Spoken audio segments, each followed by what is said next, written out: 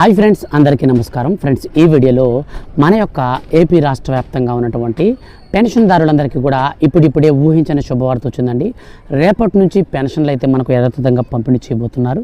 So ఎలా పెన్షన్లు అనేది పంపిణీ చేయబోతున్నారు, ఈసీ మనకు పర్మిషన్ ఇచ్చిందా లేదా, అలాగే ఈ యొక్క పెన్షన్లకు సంబంధించి వచ్చినటువంటి ప్రూఫ్ ఏదైనా ఉందా, మనకు లాస్ట్ టైం మనం చూసుకున్నట్లయితే ఈ యొక్క పెన్షన్ అనేది వాలంటీర్ల ద్వారా పంపిణీ చేసుకోండి, కానీ ఒక అప్లికేషన్ ఫామ్ అయితే వాలంటీర్ దగ్గర ఉండాలనేసి మనకు ఫస్ట్ ఒక అప్డేట్ అయితే ఇచ్చారు కదా. సో మరి ఇప్పుడు ఈ యొక్క పెన్షన్లు అనేటివి ఎలా పంపిణీ చేయమన్నారు, దీనికి సంబంధించి మొత్తంగా మనకు ఒక 10 కొత్త రూల్స్ని అయితే ఈసీ మనకు రిలీజ్ చేసింది. ఈ రూల్స్ ప్రకారంగా 10 కొత్త రూల్స్ ప్రకారంగా మనకు రేపటి నుంచి పెన్షన్ అయితే స్టార్ట్ అయితే చేస్తున్నారు. ఆ రూల్స్ ఏంటి, మనకి పెన్షన్ అనేది ఎలా ఇస్తారు, ఎప్పటి వరకు ఇస్తారు, పూర్తిగా విషయాలన్నీ కూడా నేను మీకు ఎక్స్ప్లెయిన్ చేస్తాను. అలాగే రేపటి నుంచి కొంతమందికి 3,500 రూపాయల పెన్షన్ కూడా అయితే ఇస్తున్నారన్నమాట. సో ఎవరెవరికి 3,500 రూపాయల పెన్షన్ వస్తుందో కూడా కంప్లీట్గా అయితే నేను మీకు ఎక్స్ప్లెయిన్ అయితే చేస్తాను. కాబట్టి మీరు వీడియోని ఎక్కడ కూడా స్కిప్ చేయకుండా పూర్తిగా మొత్తంగా వీడియోని చూడండి. గవర్నమెంట్ నుంచి ఏ చిన్న అప్డేట్ వచ్చినా సరే, ముఖ్యంగా అవి యొక్క పెన్షన్దారులకు సంబంధించి వచ్చిన వెంటనే నేను మీకు వీడియో చేసి తెలియజేస్తాను. ఇక లేట్ చేయకుండా టాపిక్ని స్టార్ట్ చేద్దాం. ఫ్రెండ్స్, మన యొక్క రాష్ట్ర వ్యాప్తంగా వైఎస్ఆర్ పెన్షన్ కనుక పథకంలో భాగంగా మనకు గత ఏడాది ఎన్నికల్లో మనకు 3,000 రూపాయల వరకు పెన్షన్ ఇస్తామనేసి ఎన్నికల మేనిఫెస్టోలో సీఎం జగన్ గారు అయితే ప్రకటించారండి.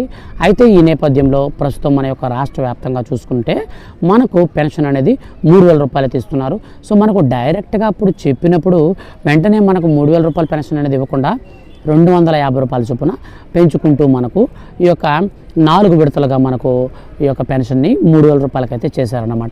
సో ఈ యొక్క 3,000 రూపాయల పెన్షన్ అనేది మన యొక్క రాష్ట్ర వ్యాప్తంగా మనకు రీసెంట్లీ నుంచి ఇస్తున్నారు. అయితే ఈ నేపథ్యంలో ప్రస్తుతం మనకు ఏప్రిల్ పెన్షన్ అనేది అందరికీ టెన్షన్ వచ్చేసింది. అసలు మాకు ఇస్తారా ఇయ్యరా అనేసి చాలామంది అయితే స్ట్రగుల్ అవుతున్నారండి. సో మీరు స్ట్రగుల్ అవ్వాల్సినటువంటి విషయం అయితే లేదు. ఎందుకు స్ట్రగుల్ అవుతున్నారంటే, వాలంటీర్ల ద్వారా పెన్షన్ పంపిణీ వెంటనే నిలిపివేయండి. వాలంటీర్లు గవర్నమెంట్కి సంబంధించినటువంటి ప్రతినిధులుగా ఉన్నారు కాబట్టి వాళ్ళ ద్వారా మీరు ఏ పథకాలు కూడా అమలు చేయకూడదని కొత్త రూల్ అయితే పెట్టారన్నమాట. సో ఎవరైతే వాలంటీర్లు ఎన్నికల ప్రచారంలో పాల్గొంటారో వాళ్ళందరినీ కూడా అయితే తీసేస్తాము, అలాగే తీసేస్తున్నారు. అలాగే భవిష్యత్తుకు కూడా ఏమాత్రం మంచిది కాదు. చాలామంది వాలంటీర్లు పనిచేస్తూ ప్రభుత్వ ఉద్యోగాలకు కూడా ప్రిపేర్ అవుతున్నారు అన్నమాట. సో అటువంటి వారందరూ కూడా పబ్లిక్ సర్వెంట్ కేటగిరీలోకి వచ్చే వీరిపై ఎన్నికల సంఘం ఆదేశాలతో సస్పెన్షన్ వేటు పడినా, ఉద్యోగం కోల్పోయినా ప్రభుత్వ ఉద్యోగాలకు అనర్హులవుతారని హెచ్చరిస్తున్నారు. సో బాగా గుర్తుపెట్టుకోండి, వాలంటీర్లు కనుక ఏదైనా మిస్టేక్ చేసి ఈసీ కనుక సస్పెన్షన్ చేస్తే వాళ్ళకి ఇక జీవితంలో గవర్నమెంట్ ఉద్యోగం ఇవ్వరండి. సో ఇదైతే బాగా గుర్తుపెట్టుకోండి. వాలంటీర్లు అందరూ కూడా ఈ పరంగా మనకు హెచ్చరికలు అయితే ఈసీ జారీ చేస్తుందన్నమాట. సో ఇది మనకు రాజ్యాంగబద్ధమైనటువంటి రూల్. ఇది ఈసీ ఒక కండిషన్ పెడితే ఏ గవర్నమెంట్ అయినా సరే దాన్ని అమలు చేసి తీరాల్సిందే. కాబట్టి ఈసీ అనేది మనకు ఈ రూల్ అనేది ప్రవేశపెట్టింది. అయితే మనకు పెన్షన్ అనేది ఎలా పంపిణీ చేస్తారంటే, వాలంటీర్ల ద్వారా రేపటి నుంచి పెన్షన్ పంపిణీ ఏపీలో ఉండదు.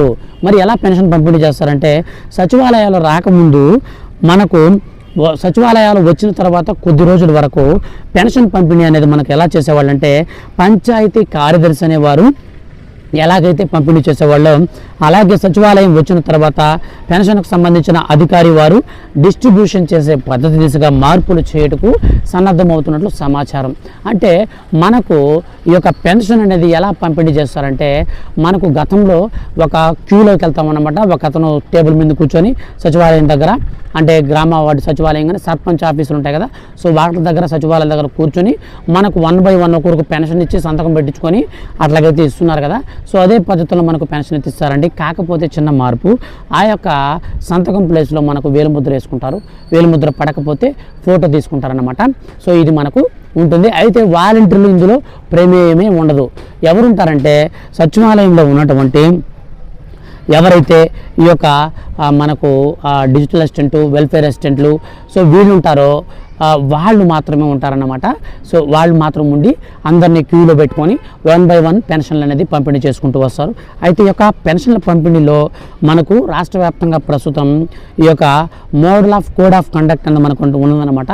సో ఈ యొక్క కోడ్ అనేది, అంటే ఎన్నికల కోడ్ అంటే అదేం లేదు, కొత్త పేరు చెప్తున్నాడు ఏందని షాక్ అయ్యారు, అదంతా ఏం లేదు. మోడల్ కోడ్ ఆఫ్ కండక్ట్ అంటే మనకు ప్రస్తుతం ఎన్నికల కోడ్ అనమాట. ఎన్నికల కోడ్ అమల్లో ఉంది కాబట్టి ఎన్నికల కోడ్ అమల్లో ఉన్నందున పెన్షన్ పంపిణీ కొరకు కొన్ని సూచనలు అయితే చేస్తుందన్నమాట ఈసీ. సో యొక్క సూచనలు ఏంటి ఇప్పుడు మనం క్లారిటీగా చూసి నేను మీకు ఎక్స్ప్లెయిన్ చేస్తాను. మోడల్ కోడ్ ఆఫ్ కండక్ట్ అమలులో ఉన్నందున వాలంటీర్ల ద్వారా పెన్షన్ పంపిణీ చేయబడదు. బాగా గుర్తుపెట్టుకోండి, ఎన్నికల కోడ్ ఉన్నప్పుడు వాలంటీర్ల ద్వారా పెన్షన్ పంపిణీ ఉండదు. సెక్రటరియట్లో ఉన్న స్టాఫ్ అందరూ కలిసి సచివాలయం వద్ద మాత్రమే పంపిణీ చేయడం జరుగుతుంది.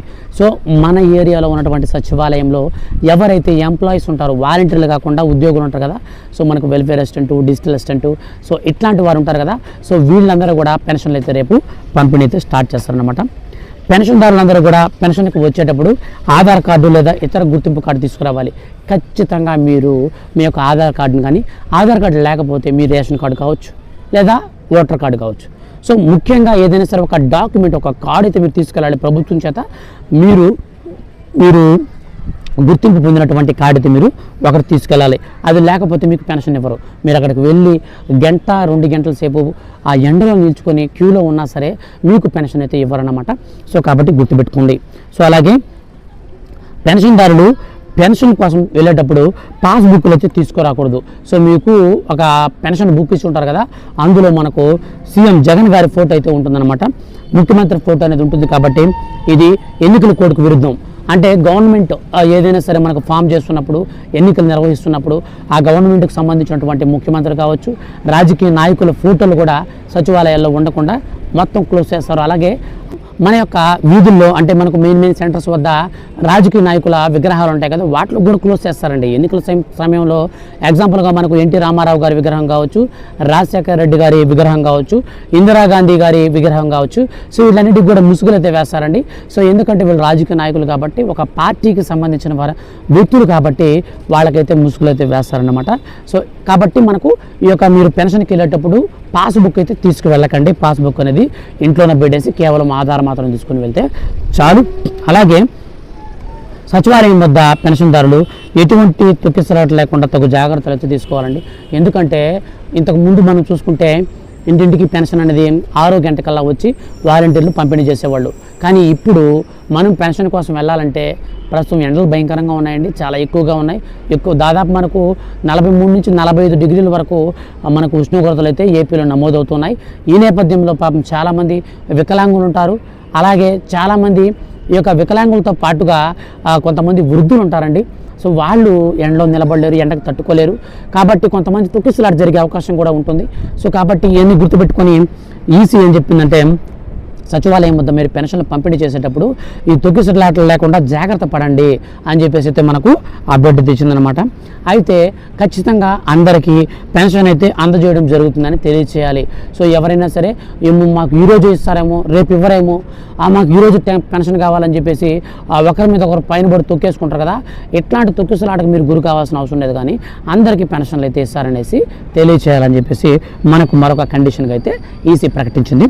సో తర్వాత వచ్చేసి మనకు వాలంటీర్ల వద్ద ఉన్న మొబైళ్ళు, బయోమెట్రిక్ పరికరాలు జిల్లా ఎన్నికల అధికారి వారికి హ్యాండ్ ఓవర్ చేయాల్సి ఉన్నందున బయోమెట్రిక్ పరికరాలు ఎన్ని అవసరమవుతాయో అన్ని మాత్రం సచివాలయంలో ఉంచుకొని మిగిలినవి మాత్రమే హ్యాండ్ ఓవర్ చేయాలి.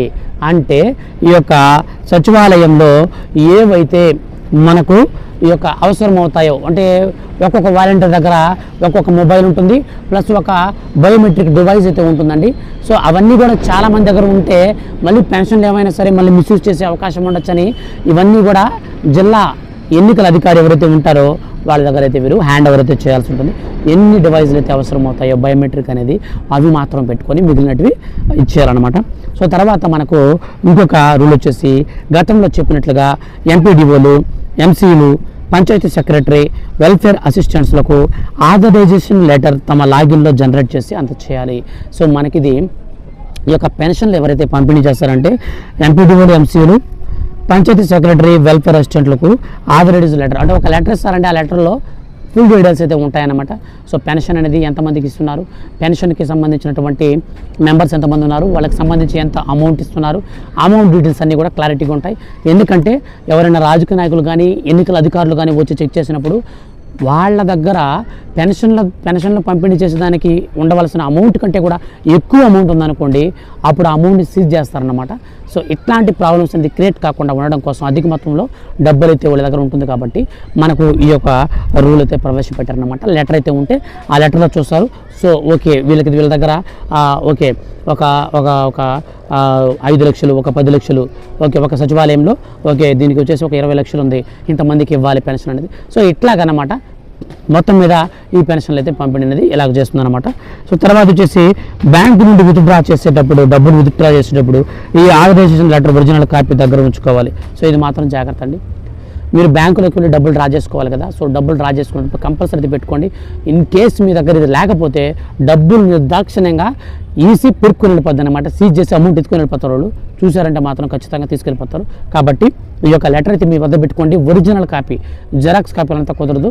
ఒరిజినల్ కాపీ మీరు బ్యాంకు నుంచి విత్డ్రా చేసుకునేటప్పుడు మీరైతే చూపించాల్సి ఉంటుందన్నమాట. సో ఈ విధంగా మనకు ఒక 10 రూల్స్ అయితే ప్రవేశపెట్టారు.